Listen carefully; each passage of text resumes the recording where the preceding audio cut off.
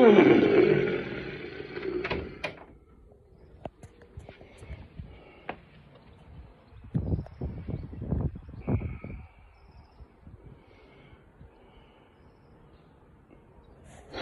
whiffly wind doth whiffle all night, it did. Ha!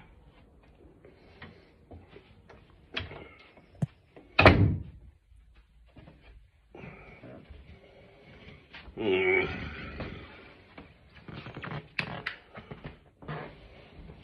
Mm.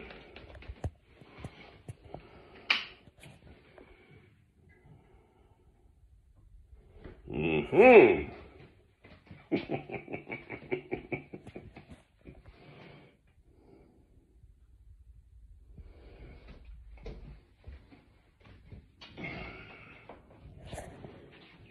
By tonight, there ought to be some beautiful homemade bread in this, my Christian broadcasting place, such as it is.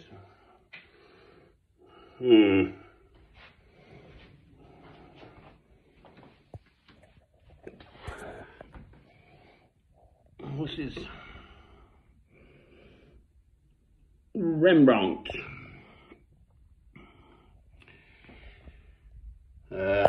The Unknown Warrior, I think, and this is Beethoven Late String Quartet number 12, the slow movement.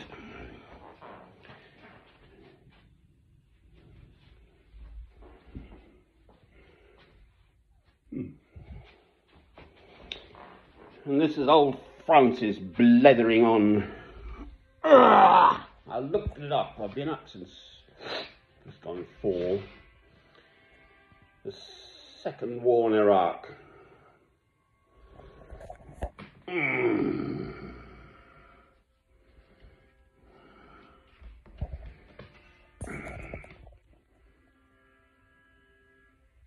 I came back in from somewhere, I think South Africa, to England, my home country, in 2005, and I was renting then by Canterbury, sort of still on this never-ending pilgrimage of life, renting a place there.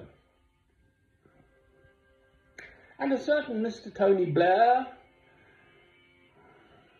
Mr. Gordon Brown, Mr. Jack Straw, a whole pack of them,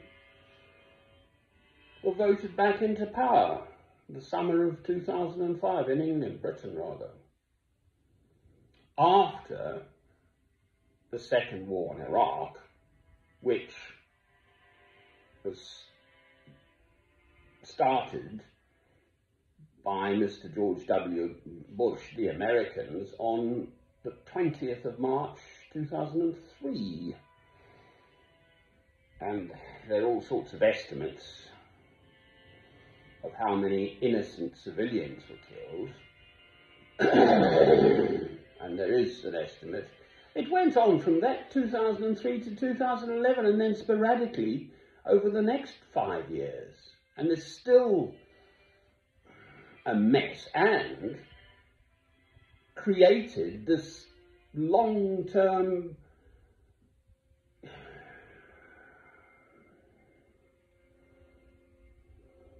consequence. Basically, living by the sword, you die by the sword. There's going to be a consequence if you go into someone's country and kill their people. They're not going to like you. For heaven's sake. So, yes, of course, the Ukraine, and then I listened to the Radio 4 religious affairs program in the morning, just gone 7, on a Sunday. Robert Runcie speaking after the war in Malvinas, the Falkland Islands, not condemning it outright. The Patriarch of Russia, Christian purportedly, and they're as thick as thieves, Putin and he. no condemnation of this current situation in Ukraine with Russia by the Patriarch of Moscow, isn't it? So the head of the Russian Orthodox Church. Well, I can see all this stuff. I left this country. I just couldn't stand England. I couldn't stand the idea at the time that I was living in a country where people had had 2 years and more to assess the situation, and they still voted Mr. Tony Blair and the rest back into power. And then there was the Chilcot inquiry in 2016, which I listened to sporadically, but the sort of conclusion was a load of wish-wash rubbish, and that same Mr. Tony Blair is still strutting his stuff.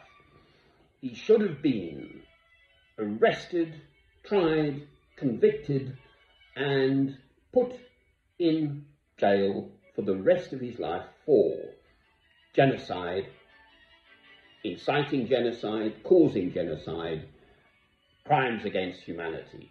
His own wife, Sherry Blair, brought the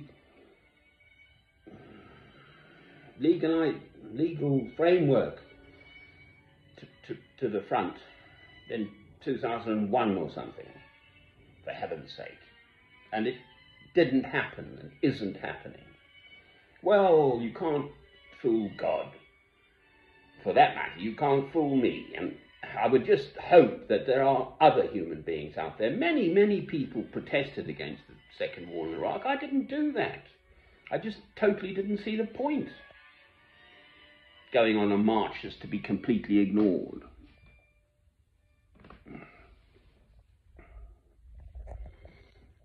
And it's in my lifetime. It's not the Second World War. I'm not pontificating about what one might or might not have done with Hitler. I hope I'm not pontificating about this. I'm just stating the bare, bald facts and how utterly false we are in the West. I'm not particularly banging on about America either. I am British, that's the point. I am a Christian, and you wonder why I'm ashamed of being British, quite frankly.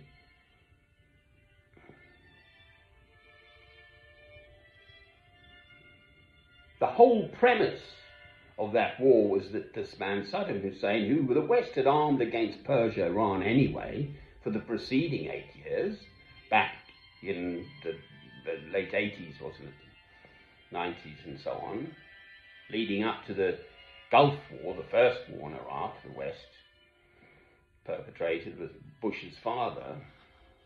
They didn't finish the job then, and it's monstrous. The whole business is monstrous.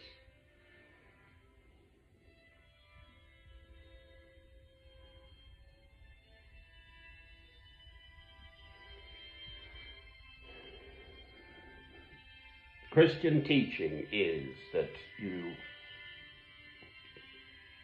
tackle and try to change that which you might be thought of as being able to change, and then you just have to leave the rest to God, which does sound like a bit of a cop-out, I know.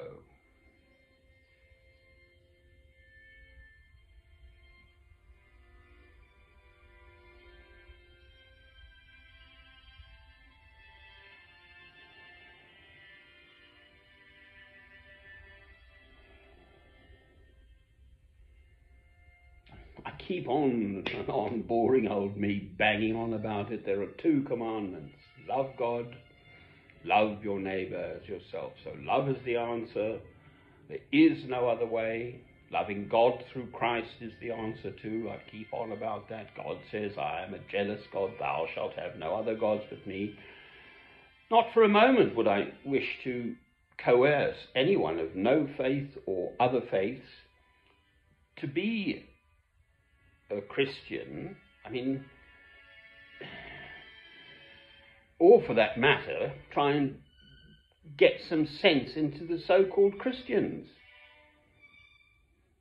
Just on this basic, simple matter of, if they strike you on one cheek, turn unto them the other cheek. Every single hair on the head of your fellow man, woman and child is precious and special. Therefore you cannot even think of harming them, let alone do it, under any circumstances, anywhere, forever.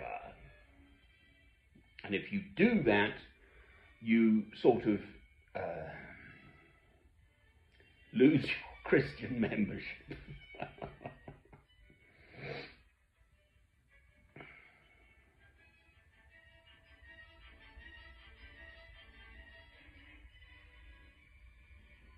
Essentially, you deny God by not following Christ's teaching and responding as Christ taught us.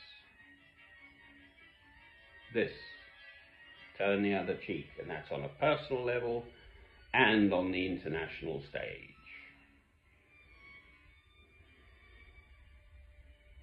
To me, in a way, the two are synonymous. There's no distinction. I mean, my brother would say, for what it's worth, a man can't be all bad if he loves his dog. Well, Hitler had a mother, apparently used to paint, and there was some little niece, I think, who had Jewish roots, of whom Hitler was very fond.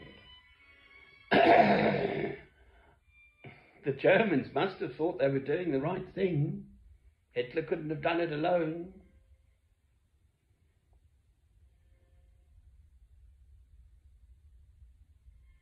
So, listen to Christ. Listen to Christ. Don't listen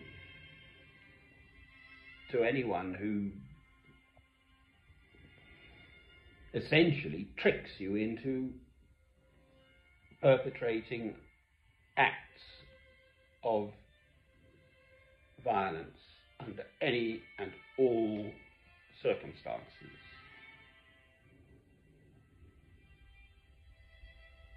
Respond as you yourself personally to whatever happens with love. Amen.